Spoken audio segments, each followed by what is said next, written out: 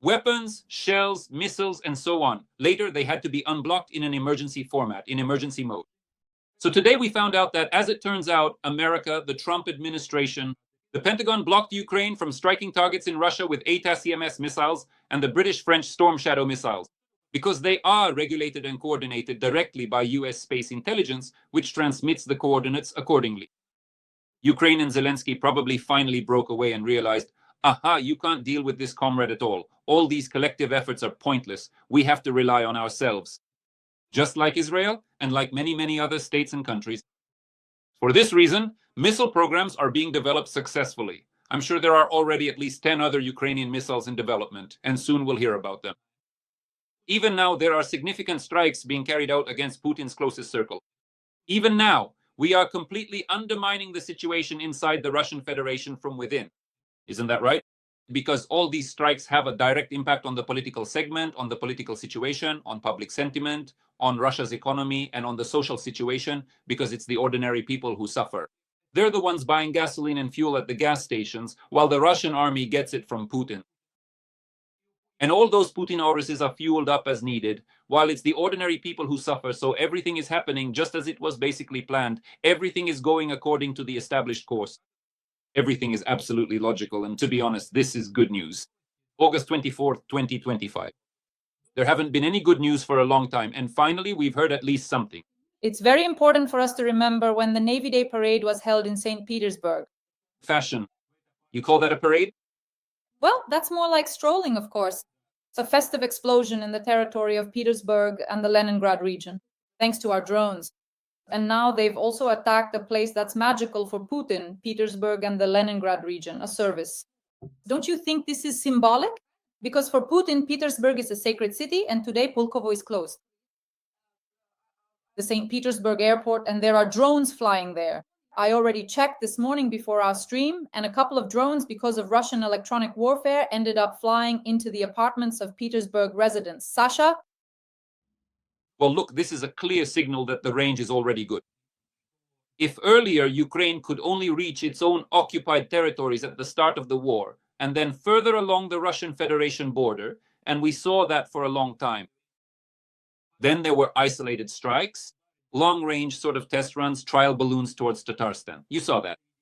But after there were already special operations in Siberia, after Ukraine started striking and reaching such distant territories as the Irkutsk region, you see, for example, and so on, reaching beyond the Urals, up to the Urals, it reaches. So we are saying that, yes, Ukraine is signaling to Moscow that the range has changed, and that Ukraine is acquiring the capabilities and means to destroy any target, no matter how well protected it is, no matter what kind of rocks these mega bunkers are hidden in on Russian territory. You know, Dasha, there's one very interesting detail I'd like to discuss, because missile strikes are one thing, but you can't talk about them for the entire broadcast. Look, right now in Russia, very interesting things are happening, just really interesting things. A decision was made in the Kremlin. I'm not trolling right now, I'm being completely serious. The Kremlin decided that the Russian police cannot and will not be able to handle the so-called special military operation veterans. And that order in local areas, in cities, in the regions of Russia should in part be maintained by the Russian army, since it directly oversees and coordinates all of these, well, all these scoundrels who took up guns for money and went to kill Ukrainians, both civilians and soldiers. Accordingly, the question arises, if they are planning to hand this over to the army, and if the army will be maintaining order on the streets of Russian cities, does this mean first that Putin will bring troops into Moscow and St. Petersburg? First. Second, does this mean that over time, the Russian army will gain and continue to gain more and more power in Russia, and that the generals will become gluttonous with power? Something like a safety cushion, you know, just in case. If we end the war or freeze it, stop it. Yes, in one form or another.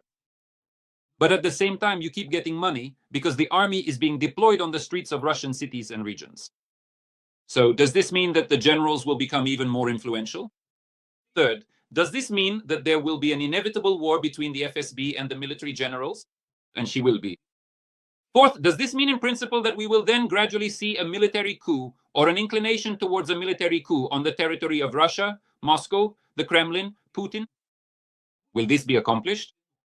Because You see, there have already been times in the history of Russia, in the history of the Soviet Union, in the history of Moscow, when the generals removed an undesirable general secretary. This has happened before. More precisely, not even the general secretary, but a person who would very much like to become one. I recall the story of Beria and Zhukov. Isn't that true? How Khrushchev came to be, how the rest of the three came to be. Zhukov came and restored order, and Beria was eliminated.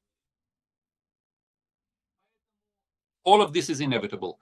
And if this is happening, it means it's not just Putin trying to preserve some kind of flows for the generals.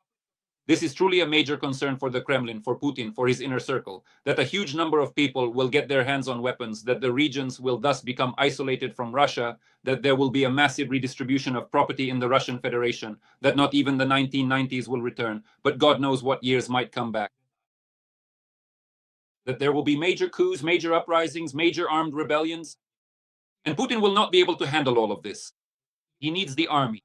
But the threat arises that this very army could overthrow Putin in the coming years, as soon as he stops the war. These are the questions that need to be felt and analyzed right now. So what's already happening with us? So, Hinstein has appeared. Hinstein has appeared. In Rio, the governor, Yes. He is already the governor of the Kursk region. Attacks on the Kursk nuclear power plant are a threat to nuclear safety and cross all boundaries of international conventions. In short, they are disrupting the negotiations. Law enforcement? They didn't know how to get out of all this. From Trump's proposal to hold one-on-one talks between Zelensky and Putin, they didn't know how to make it so that Putin wouldn't go anywhere. They didn't understand how to create a situation in which Trump would get angry at Ukraine. And bypassing the Europeans, they didn't understand how to knock out all these Trump cards in general. Well then, they went all in. Their last Trump card is a nuclear catastrophe, a nuclear threat. In this way, you see, they can reject Trump, they can prolong the pause, they can keep pretending, they can continue negotiations with the Americans, they can squeeze more concessions out of the Americans, while at the same time threatening Ukraine with shelling and everything else. Now, they're going to start deploying weapons on the territory of Belarus. Even because of this, look, we can see how Putin is now disrupting the negotiations. This is a breakdown of negotiations. I'm telling you, this is a breakdown of negotiations. The whole situation with the Kursk nuclear power plant is a breakdown of negotiations. That's what he needed. And notice, they're doing this in Kursk. They're not doing it in other regions of Russia, right? Now it's Kursk, where they don't really care anymore. And now here's video evidence that everything Hinstein said is a lie. Let's watch. Good morning. I want to reassure you. Everything is fine and calm in Kurchatov. There is no fire at the moment. Well, there was some noise at night. Something popped and flared up over there. But they put it out quickly. Everything is safe right now. Birds are flying around. The weather is gorgeous and sunny. Peace and kindness to everyone. Rashid himself confirmed that something happened there, as you heard, using absolutely inappropriate language. I won't even repeat it. So, Sash, what is this? It's a provocation. It's just like those tires at the Zaporizhzhia nuclear power plant that supposedly weren't set on fire. Let me remind you. It's the same kind of story. In other words, they provoke something. A small one, so as not to make too much noise, so there wouldn't be an explosion, so as not to repeat Chernobyl, which they themselves carried out here on Ukrainian territory, once upon a time. And they kept silent about that disaster. For a huge number of days, they simply concealed it. So this is a provocation, not an attempt. It's a disruption of negotiations. Listen, these things are just obvious. They staged the provocation themselves, carried it out themselves, and then discussed it themselves. Then they'll tell Trump that this is what happened and that they can't tolerate it anymore. There will be no negotiations. Everything is ruined and Ukraine is to blame for everything. They're doing all this because they have no room to maneuver. They either need to go to negotiations or not go at all. If they don't go, there will be some consequences. It's necessary to make sure there are no consequences. It's important to give Trump completely accurate information about how things really are. So that Trump comes out with some kind of angry tweet. By the way, I wouldn't be surprised if he does come out with an angry tweet. But Dasha, what's the most important thing here? The most important thing is this. No matter how hard all these Russian security forces try, no matter what they do, Putin has a huge pile of problems. But Putin can't wage this war forever. He doesn't have the money for this war. He is becoming heavily dependent on many other players, to the point where he's now more dependent on North Korea than on Russia's own defense industry. He can no longer wage a war of this intensity, and he needs to bring it to an end. If he thinks he can win this war or somehow turn the situation in his favor in the few months he has left, he is gravely mistaken because his generals, traitor generals, Gerasimov betrayed him a long time ago. He gives him completely inaccurate, unnecessary, and absolutely false information. There's nothing there, no such colossal advance. 1% over all these years. 1. Yes. And the American Institute for the Study of War states the following. At the current accelerated pace, it would take Putin and his army 99 years to take all of Ukraine. Putin won't live that long. That's clear to everyone. And I think that whoever comes after Putin in Russia, or even together with Putin, won't live long enough to fulfill all these wet dreams of theirs. So, well, listen. They're provoking a special strike. This has happened before. It has happened on the territory of the Zaporizhzhia nuclear power plant. They made a mess at the Chernobyl nuclear power plant when they started this whole bloody mess called the full-scale invasion. They've already staged provocations in the Kursk region near the Kursk nuclear power plant. All of this has happened before. But now there's a specific goal. There's only one goal. To get Trump out of Ukraine, to finish what they started, the so-called special operation as they see it, and moreover, to squeeze out some extra perks from the Americans and to make sure that the idea of a meeting between Putin and Zelensky never even crosses Trump's mind. That's the only thing they want. They don't need anything else. Yes, Sasha, that's true. That's their strategy because yesterday, on the eve of Ukraine's Independence Day, Trump made a statement saying that in 2 weeks he'll resolve it. Sanctions and tariffs, he used those two terms, or I'll walk away. And I'll say this isn't my war. And most likely Putin is counting on the second option for Trump. Sasha, so I definitely wanted to ask about Putin. I have one question about that for the end. But now I want to talk about logistics, about the paralysis of the skies, about railway hubs, and how much all of this is affecting the Russians. Right now, everyone is reporting that the shutdowns at Pulkovo, Sheremetyevo, and Vnukovo are because of drones. This is the new standard of risk for Russia. Next, the railway hubs and stations. So right now, we've basically created railway collapses. Paralysis? For example, yesterday, for 2 days, the Russians couldn't buy tickets. They were crowding at the railway hubs. They can't do anything. In your opinion, without exaggeration, how realistic are strikes deep in the rear? Moscow, St. Petersburg, air traffic collapses, railway collapses. Do these demoralize the elites and the population? And how could this actually affect Putin and speed up the negotiation agenda for the Kremlin, or on the contrary, slow it down? The elites are not demoralized. We shouldn't indulge in any illusions here.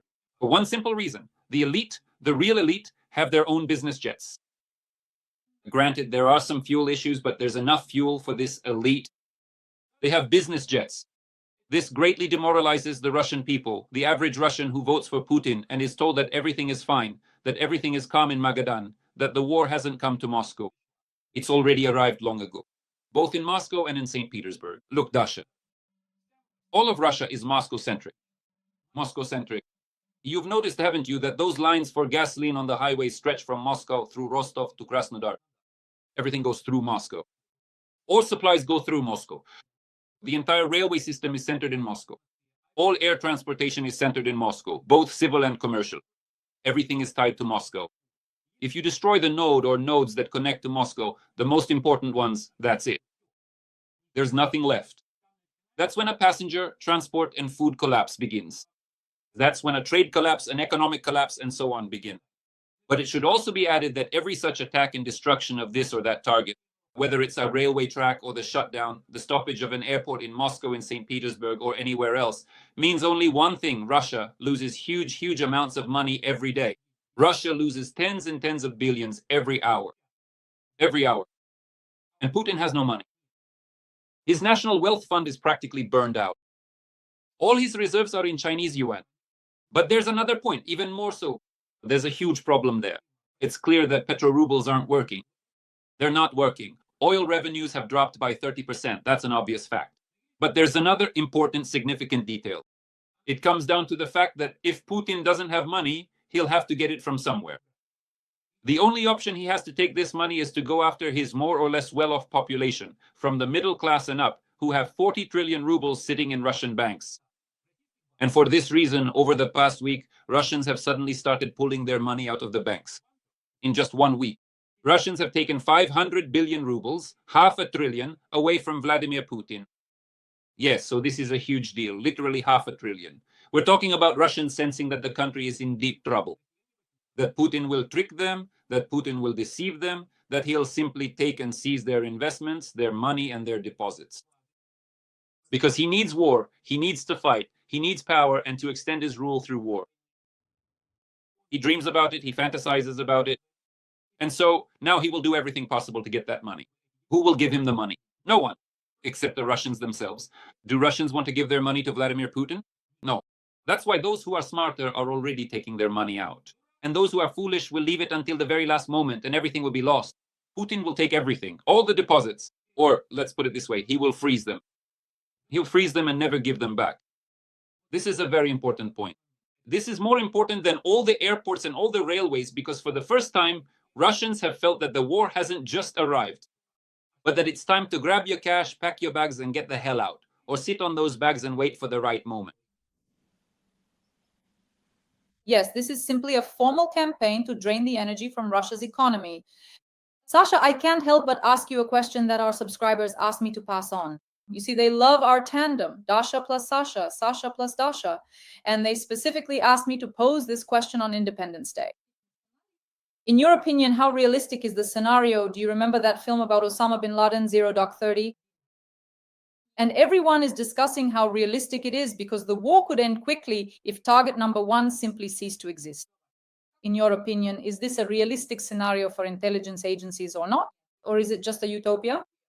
No, look, for intelligence agencies, everything is realistic. For good intelligence agencies, and Ukrainian intelligence agencies are good ones. For the Americans, it's a very realistic scenario. The issue here isn't with the intelligence agencies. If the intelligence agencies were given the task, they would try to carry it out. That's not the point. Moreover, there have been assassination attempts on Putin. There have been attempts on Putin's life, and not just one. There have been several attempts on Vladimir Putin. And this has been discussed in the Kremlin, including there. The question is actually something else entirely. The point is, I think, first of all, that no one wants this kind of precedent to appear in the world. It's not about something like this happening specifically in Russia. The thing is, this makes both the West and the East very uneasy. No one wants something like this to happen because many people there have their own skeletons in the closet, so they're all wary. But there's another more serious point. Look, it seems to me that there is a person who is very much against such scenarios and who will defend Putin to the very end. And it's not about the fact that he likes him endlessly. It's not about this person wanting negotiations with Putin and so on. It's just that he is focused on interacting with Russia and specifically with Putin, and that person is Donald Trump. And there's nothing you can do about it and nothing you can change with this Trump, at least for the next 3.5 years. But what would I like to say? You know, while we're discussing these things, Putin himself, as far as I understand, is planning an attack on a new country, a new state.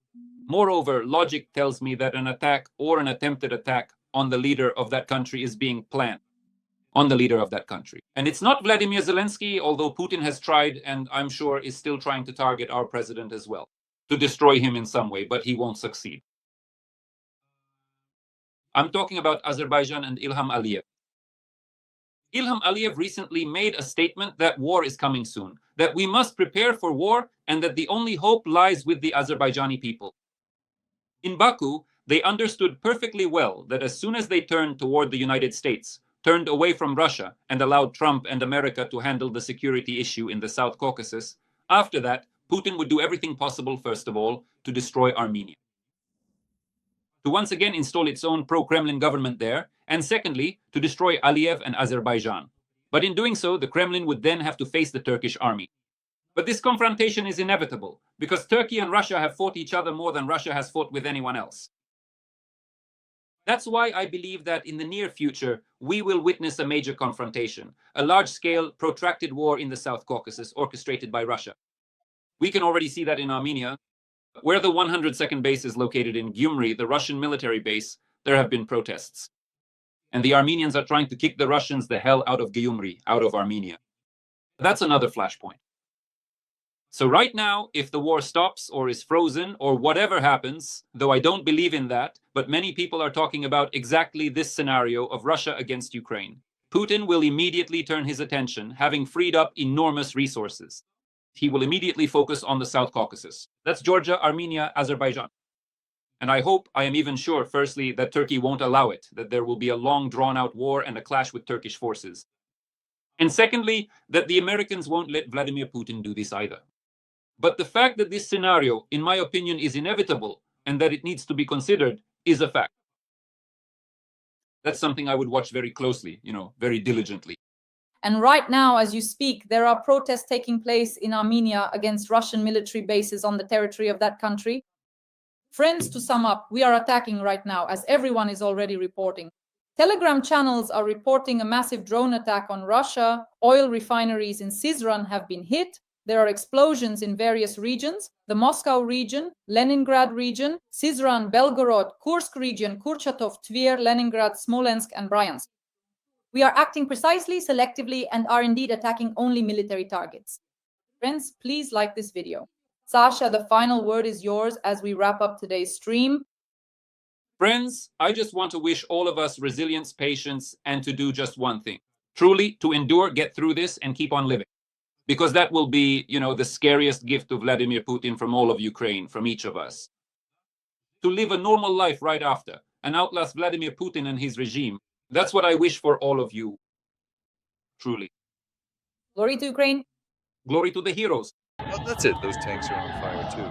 Hope it doesn't blow up right now. 31. October and the Kursk Nuclear Power Plant is under attack. This is fucking guys. Good morning to you. Russia blew up the transformer in Kurchatov itself.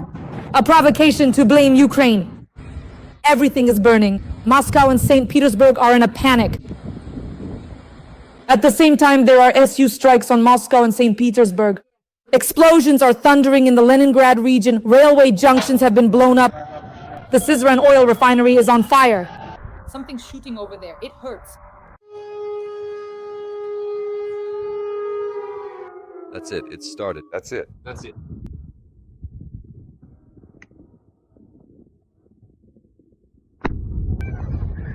Ust-Luga is in flames. The airports in Moscow and St. Petersburg are paralyzed.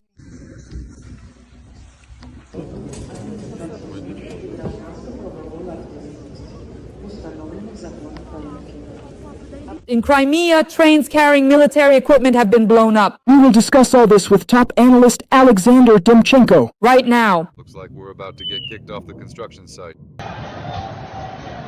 That's it. Those tank cars are on fire, too. I wish I had seen that.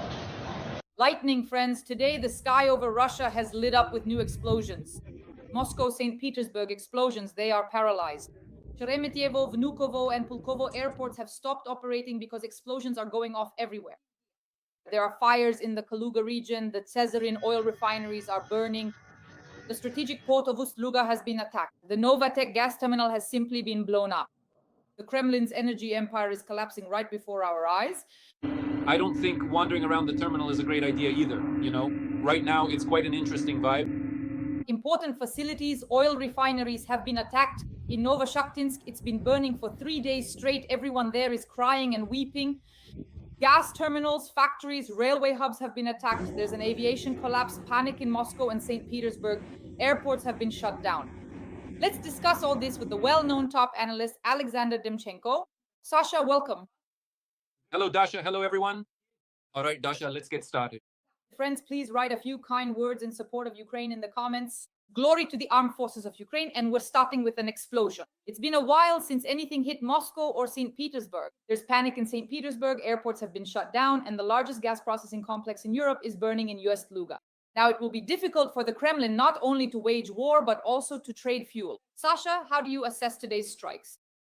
This is really a blow, right to the gut. Ukraine continues to destroy the energy sectors of the Russian Federation. We're not just saying, this is some kind of gas terminal, the Novatek station.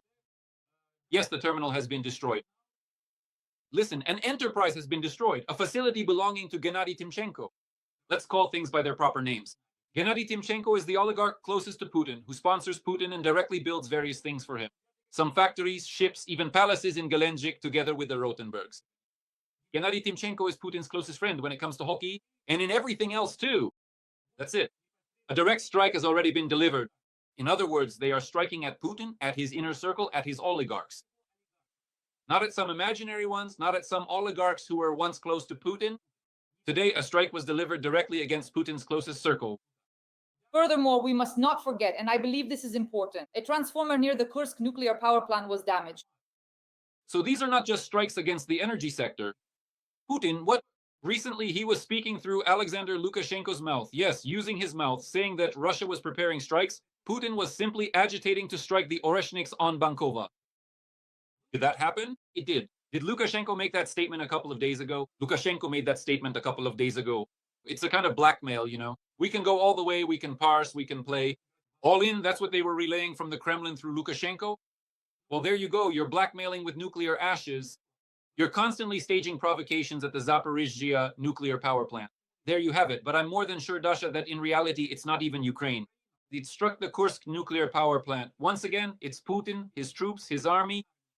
Just like they did with the airport you asked about. Yes, let's not forget that. Vnukovo, a strike, a missile strike. A Ukrainian drone is shot down by a missile, and the missile basically falls on people. The Ukrainian drone shot down by a Russian missile falls just 200 meters from the terminal. It's the same thing now. Weren't they bombing the entire Kursk region with their guided aerial bombs from the air? I mean, the Russian army, the armed forces, the air force, were they bombing? They were bombing. Did they wipe the Kursk region off the face of the earth? They wiped it out. Are they still wiping out the Kursk region because they can't completely drive out the Ukrainian soldier? They really are still wiping it out. The Kursk region, they're destroying their own people. And a Russian missile hit the nuclear power plant. Putin is striking. There's only one question. Is it because of incompetence? Or is it because someone wants to stage a nuclear provocation, blame everything on Ukraine, carry out the biggest possible terrorist attack, stir up Trump, and tell him, look at what's happening. Here are our energy facilities. Here are our nuclear sites. What kind of negotiations can there be? Maybe this is partly a plan to sabotage negotiations with Ukraine, negotiations that Putin never intended to enter into and still doesn't? Yes, that's absolutely right. In reality, they're the ones striking the Kursk nuclear power plant on purpose, creating a precedent to make it look like Ukraine did it. This has already been reported, including by the Center for Countering Disinformation, that this is the work of the Russians. They strike themselves and then they accuse Ukraine themselves. Well, now let's talk about where we strike. Sasha, I saw that Magyar has prepared a whole list for Independence Day. Recently, and this is actually really important, we've been striking oil refineries. Almost all of them in the European part of Russia have been attacked. And so Magyar made a statement. The former Medvedchuk-owned oil refinery in Novoshakhtinsk has been burning for over 60 hours, over 60 kal. Next, on August 14th, we hit the Lukoil Volgograd refinery, then Druzhba. The Hungarians say that restoration of the pipeline will take 5 days. There is no confirmation of it being restarted, writes Magyar. On August 20th, the Novoshakhtinsk oil products plant, then Druzhba, then what is called the oil refinery. Magyar says, we're blowing everything up, go home Russians, that's what Magyar reports. And now, as I understand it, today we also attacked the Syzran oil refinery and Port Ust-Luga at the same time. Sasha, lately we've been hitting oil refineries very intensively. What do you think is the reason for this? Because for a while, this wasn't happening. Rostov, Saratov, Ryazan. We just need to add that this is a huge list that comes to mind right now. Oil refineries and stations that are being destroyed or significantly damaged by Ukraine, its armed forces, and its special services. Let's not forget that it's only the SBU. Vasyl Malyuk's operations have taken out more than 200 Russian targets, not just energy facilities, but also defense-related ones. And other intelligence agencies, both military and foreign, have also made a huge contribution. A significant contribution to this effort. But what does this tell us? Look, right now on the streets, on the roads of Russia, there are massive lines everywhere. Trucks are lined up, cars, passenger vehicles are all waiting. Everyone is looking for gasoline. In 3 regions of Russia, not counting the occupied Ukrainian Crimea, although there's an energy crisis there too, the fuel crisis has already hit hard. And I've been saying since April, look, there will soon be an energy catastrophe in Russia. There will be a fuel crisis. Get ready. Stock up, get some bottles, collect any kind of metal cans, anything you can use to store gasoline. Well, now they're giving out 10 liters per coupon. But what is 10 liters for a truck? It's nothing. That's just enough to drive a little and then stop again. Until the next gas station, if you're lucky. That's why there's a fuel crisis in Russia right now. What did Ukraine do? Ukraine deliberately started targeting energy facilities. Putin isn't enforcing any kind of moratorium. Ukraine started striking energy facilities successfully. Oil refineries have shut down. Friends, for those who don't understand, let me just explain what this means. So, look, everyone is used to thinking that the Russian oil sector, or let's say the energy sector, is all about profits from gas and oil, from sales. Friends, look. What is a gas station? A filling station. Let me explain to you.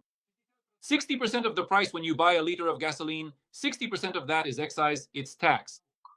And now imagine that there's no tax coming from each of these. That 3 regions are already not paying taxes. That all of this is collapsing. The Russian Federation is facing major economic problems. Putin has big problems. He doesn't have money for the war. And Ukraine is doing everything to make him exhaust his last reserves and force him to go to those damn negotiations with Zelensky. But this time to real negotiations, to negotiations where he has to make concessions. To negotiations without ultimatums and without threats and without blackmail and without these stinking manipulations with Anchorage until today. Just normal business negotiations about the future. And not about the future of Ukraine, but about the future of the region. Because Ukraine attacked Russian energy facilities. Because Ukraine, which is defending its territory where Russia has advanced in recent years by as much as 1% of its potential. President Zelensky spoke about this today. Because Ukraine, which has developed over the last year and a half, the Flamingo missile, the Sarmat missile, the missile, directly the long-range Neptune, the regular Neptune, turning this board upside down to hell. And it demonstrates to the Kremlin, to Putin, to his entire entourage, to all his well-fed oligarchs who funnel him money, every single time for him and his family, for their existence, for power, for life. Look, guys, we can do it this way too. Without American help, we can do it on our own. We can strike on our own. We can hit like this too. And they will strike first with drones, and soon there will be missiles too. And I'm not saying this because I'm calling for anything. It's just a fact. It's a fact. Ukraine has developed, Ukraine has tested, Ukraine is already striking. Ukraine has the strongest drone story. Ukraine will have the strongest missile story. With American help or without American help. And what are they all going to do about it? That's a big question for Russia. And Putin will have to answer this question in the near future. If he doesn't answer, there will be consequences. Because gifts like today, Dasha, these gifts will happen more and more often, every time, every month, more and more frequently. It won't be just Russia striking Ukraine. Ukraine will respond because all of us are simply fed up with what Putin and his troops are doing. Sasha, I really like the situation with the series of strikes on the Druzhba pipeline at Necha. In this way, we are systematically destroying the Druzhba oil pipeline, which today supplies oil to our 2 adversaries in Slovakia and Hungary, who are blocking, especially Hungary, Ukraine's accession to the European Union. And as for Orban, well, I won't even start talking about his ties to Russia. I also had this thought, like Piotr Seater, I think, wrote a post yesterday, like, what is this teaching us something? Ukraine is attacking the Druzhba oil pipeline. Yes, how dare they? To which all the European leaders, well, many of them replied, well, you stand in solidarity with the European Union. So we are exactly as much in solidarity with you as you are with us. And I think the Ukrainian ambassador Vyar wrote that solidarity and Hungary are like goulash and vegetarianism. So basically, they totally trolled the Hungarians. What do you have to say about our strikes on the Druzhba oil pipeline? Look, it's clear that Orban is furious. Orban is furious because he gets a huge percentage, I think about 10% of all Russian oil. Viktor Orban gets it. He's sitting on the transit on the pipeline. By the way, a lot of people used to sit on the pipeline, remember? Medvedchuk and so on. Orban is sitting on the pipeline in Hungary. There you go. They're getting a huge percentage. Orban, well, as people say, is it true or is it just a rumor? We don't know. We don't have any documents in hand. No one has seen them. No one has held them, so to speak. Maybe just a few individuals have. Orban, as they say, was recruited by the Russian and even the Soviet KGB back in the late 1980s. That's why he's been on their payroll for a long time. He's been, excuse my language, leeching off Putin, the FSB, and Lubyanka for a long time now. So everything is clear here. Yes, Ukraine is striking at a friendship that is becoming more and more, let's be honest, unfriendly by the day. But if the issue is about Russian transit, and if the issue is that Hungary and Slovakia, especially Hungary, cannot accept, approve, or agree to anti-Russian measures and anti-Russian sanctions, and this is solely because Russia supplies Hungary. No, well, let's remove this train car bubble. If it's all about oil, fine, then let's take the oil out of the equation. Then you'll let Ukraine into the European Union. Then you'll give Ukraine all the necessary weapons. Then you'll impose sanctions against the Russian Federation. Or maybe it's not about the oil at all. Maybe the real issue is the document you signed, Viktor Orban, many decades ago, when you agreed to become an agent or collaborator of the Soviet KGB. What is the real problem here? Or is it that with Russian, with Putin's money, with money from Putin's oligarchs, Hungary, and specifically Orban's government supports his entire entourage, his whole apparatus, and in this way they live a normal, good, happy life? By the way, let's not forget about Ukrainian Transcarpathia, over which Orban has had his own particular plans for a long time, and who, behind Ukraine's back, behind closed doors, negotiated with Putin at the start of the invasion about carving up the Ukrainian state. Or have we forgotten about that? Or have we forgotten the letters from the State Duma of the Russian Federation back in 2014, including those sent to Hungary, where there was an official proposal to divide Ukraine into several parts? Have we forgotten that? You know what I liked next in all of this? In this whole situation with Orban, I liked Trump's reaction. As strange as that may sound, Trump wrote, he printed out, whether it was a letter or some kind of printed message, or maybe it was a tweet, who knows what it was from Orban, but Trump made, let's say, a statement there. I'm very angry, you know? I'm very angry. I can't stand listening to all this. Tell the Slovaks that I'm their friend. What was Trump's reaction after that? None. He called Zelensky, he passed something on to Ukraine, the State Department made some kind of statement.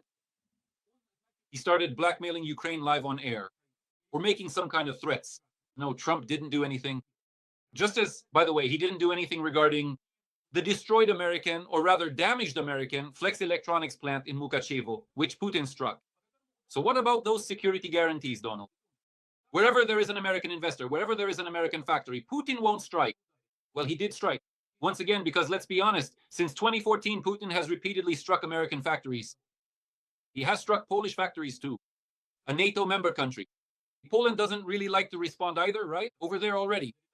Drones are flying in 100 kilometers from Warsaw, and Poland, you know, has very, as they say, oh, what's the word, Dasha? Help me out. They have a very big sense of concern. Deep, deep concern. Yes, deep concern. They are deeply dismayed and concerned about what happened. And Trump is deeply concerned, but nothing is happening. But the key thing I want to say is that apparently Ukraine and Zelensky have decided to take matters into their own hands. We've probably all heard these statements in the Wall Street Journal today. We don't know if it's true or not. Listen, American publications are also playing their own game. They are also divided into certain factions, into certain groups, certain clans. There are certain money bags behind them. They have their own story. But the Wall Street Journal published a very interesting piece today where they reported that, yes, on the one hand, Ukraine is receiving over 800 missiles. Short range up to 400 kilometers. But on the other hand, Donald Trump and the Department of Defense directly, the very same official who recently blocked the supply to Ukraine, as you may recall,